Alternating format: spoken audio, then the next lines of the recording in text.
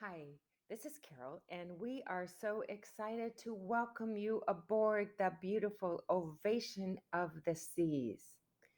This video is about your name badge pickup. You will pick up your name badge at the cafe at 270.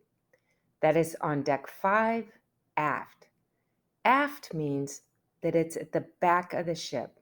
So think as aft as after, it's the back of the ship. And you can pick up your name badge between 12 and 4 in the afternoon.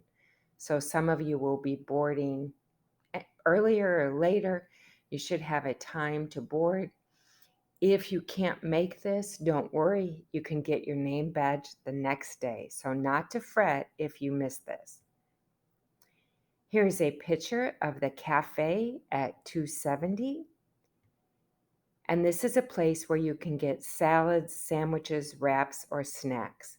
So let's look. There's salads, lots of choices, grilled cheese, pita pockets, soup of the day, classics. Ooh, they have a Reuben, turkey clubs, wraps, and snacks. So you might want to look at this ahead, especially if your loved one uses a wheelchair or it's more challenging for them to wait in a line. You might want to have that decision already made. So here is the menu. I hope this is still the current menu. It's probably very similar, if not the same. So keep in mind that the at 270 is actually 2 floors. So the cafe is on deck 5, but there is also an entertainment area. So once you get your food and your name badge, you can wander off to other areas of the ship. If this is open, you might want to go here. But because we have 80 people, I know we all want to stay and hang around in that area, but we're asking you to come and get your name badge, get something to eat, and then find another area of the ship to hang out at. So you'll pick up your name badge. This is something that we ask you to wear all the time on the ship, and we ask you to go ahead and wear it on the excursions. Why? Because when you're with our group, this helps identify you as part of our group. But I think more importantly, we're one big aphasia family. And on those first few days with 80 people, we don't know everyone and you don't know everyone. But when you see somebody else wearing an aphasia name badge from our group, then go ahead and ask if you can sit with them, join them. If you see them on your excursion, sit with them, because part of the fun of being on vacation with others is to join others. And the only way we know for sure you're on our group is if you keep your name badge on. Keep in mind that there are different colored name badges. So people with aphasia will have a red name badge. And if it's a leader, that would mean that it's one of the speech therapists or the students or David, John, or I.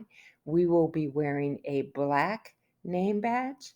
So that way you can tell who's who. So when you have a question and you need help, you will be looking for someone with a black name badge, and all of us will keep our name badges on, both on and off the ship, so we can help you if you need any assistance. Although I must say, anything off the ship, you're pretty much on your own. What ARC does is we do the planning for having our dinners together and doing things on the ship. Anything off the ship is not planned by ARC, it's not endorsed by ARC, and that's more because of liability issues when you're off the ship. But certainly keep your name badges on, because we are still a big aphasia family on or off the ship, and you will want to look for other people. So we have 8 students from Fontbonne University. They're all grad students and 2 speech and language pathologists. When you board, you are wanting to keep with you on a carry-on your vaccine card, your original vaccine card, your passport, your medicine, cash, anything that is important, keep it with you. Because that was your cabin door. So your luggage will be delivered to your cabin, and you may not be able to get into your cabin right away when you get on the ship. Sometimes the cabins open a little bit later in the day. It all depends how long it takes them to get everything cleaned and sanitized. And then you'll get your luggage later in the day. So when I say later in the day, some people will get their luggage early. Some people might not get it till after dinner. It takes a long time to deliver this much luggage. So don't panic if you don't see your luggage right away. That's why you want to keep everything in your carry-on that you might need earlier. When you board, you will be getting your CPAS card. I believe it will be taped onto your door. I'm not 100% sure that's what happened on the last cruise. Your CPAS card is your room key. It's also your credit card, so don't lose it. And it also has your dining time, your dining table, your dining room, and your dining deck. So this is a very important card. Keep it with your name badge. The name badge lanyards have a zipper, so it's a nice, safe place to keep it. And then we will have dinner. So some of us have early dinner and some of us have late dinner. And I will remind you that because our group has many people using wheelchairs or scooters or canes, please, please, please try to arrive at dinner on time. Once that dining room gets crowded with other people, it is a lot harder to maneuver wheelchairs and scooters and canes safely through such a crowded dining room. Remember, there are thousands of people on our ship, so it's important to arrive on time. The other reason that we want you to arrive on time for dinner is because our group has people with communication disabilities. It takes our group longer to order. And this staff has to get that table turned. So if you are eating at the early dining, keep in mind we have to eat and leave so that they can reset everything and get ready for late dining. So being on time for dinner is important just out of courtesy to the staff, out of courtesy to the other people at your table, because the waiters do not like to take the orders until your table has been seated. So be on time for dinner. If you can't be on time for dinner, and we know that sometimes happens, there is the Windjammer Buffet, there is Sorrento's Pizza, there's a hot dog place. There are lots of options for other places to eat if you find that being on time for dinner will be too big of a challenge. And we know, a lot of times people are a few minutes late. That's understandable. So that's all about dinner. Oh, one other thing about dinner. If you are a person with aphasia and you struggle to read and that menu is going to be hard for you, we're doing something new on this cruise. We have a visual menu.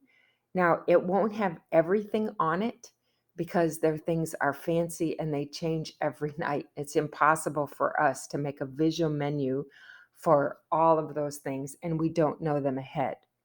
But what we do know is there's always a fish or a beef option. We do know if you want pizza or a hamburger or spaghetti. We do know some of the things that are on the menu every single night. So we made a visual menu so that if it's easier for you to point and to help us help you figure out what you would like to order, or if you want to just use that to point with the waiter that will be on your table. If there's not one on your table, look around because there should be one on every table. But if not, those should be one at the table next to you. Just grab it and borrow it. So, finally, the other thing that I want to share with you, because I know you're wondering, is what about the conference? So, you will be getting another video in another day that will tell you more about the conference. So, our conference room, which is photographed here, is on deck 13, and it is also aft, meaning it's at the back of the ship. Right now, we have 3 small conference rooms. I'm hoping to get all 4, but that's not been confirmed yet, so we're still holding off on some of the schedule. I will say that on this particular ship, we don't have the big, massive conference rooms like we are used to. So if you've cruised with us before and you're used to these big, spacious areas for the conference room, that is not the case on the Alaska cruise. So a couple of things we need to keep in mind. One, the groups will be divided into people with aphasia or new people or caregivers. So we won't usually all be able to be in the conference room at the same time. I'm going to try to find some other space on the ship with the group coordinator and see if we can find some other space. But for now, this is what we have. Also, on previous cruises, if you've cruised with us before, often if you have a scooter, you can park it in the hallway and then you may walk in. On this cruise, there is no scooter parking in the hallway at all. So, because we have a lot of scooters, and when you look at this space, you can see that it could get tight very quickly. So if you have a scooter, we're asking you to arrive at the sessions on time so that we can get you situated. And most likely, it's going to be best if you stay in your scooter when you are in a session. So those are just a couple of the things to keep in mind. We have a wonderful schedule planned out.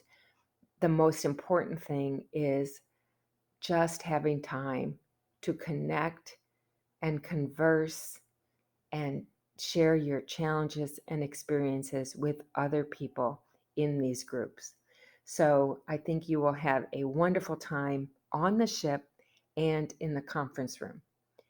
So we will be scheduling things both in the conference room. So for example, if this is room 1, there might be something in room 1 just for women with aphasia, for example. And then in room 2, maybe there's something for men with aphasia. And then maybe on the ship, we have a location that we'll figure out where we might do something with caregivers. So that's the way it's going to be working on this ship, so that I give you a little bit of a heads up. Our conference room, as you can see, while it is smaller than most of the ships we've been on, what I love, love, love, love about this conference space is look at those windows. So we have a beautiful view, which is absolutely going to be stunning through Alaska. The other thing about this conference space that I should mention is, and it depends which rooms we have. So I'll need to talk to the group coordinator once I'm on board. But usually in our group, we like to have one door as a door in and one door as a door out, so that we don't have traffic jams of people trying to leave and come in very tight spaces. So you'll want to watch for that as well. So let's just review really quickly. I'm going to ask you some questions and see how you have learned. So when you get on board, where do you get your name badge? At what cafe? Cafe 270. What deck is Cafe 270 on? It's on deck 5. Is it at the forward part of the ship or the aft part of the ship? It's at the aft. When you get on the ship, is your room going to be ready right away? Probably not. What do you need to keep in your carry-on? Your vaccine card, your cash, anything important, your passport. What time will you get your luggage? Anytime in the afternoon or evening. What is a CPAS card? A CPAS card is your room key, it's your credit card, it has your dining information. And finally, what deck is the conference room on? It is on deck 13. You will be receiving another video that will explain our schedule for day 1, that will have things both here in the conference room and things on the ship. So if you want conference style events or support groups, you might be here. If you're looking for fun with other people with aphasia, with our students, you might find some other things, but all of it will be posted outside of the conference room. In addition to that, you will have the cruise compass, and that will share lots of other things available to do on the ship. So when we give you a suggestion, that's just one of many things that are available to do on the ship, but these are things that we think people with aphasia and our group might enjoy. So we will see you in just a few days, and we look forward to seeing you on the absolutely beautiful Ovation of the Seas.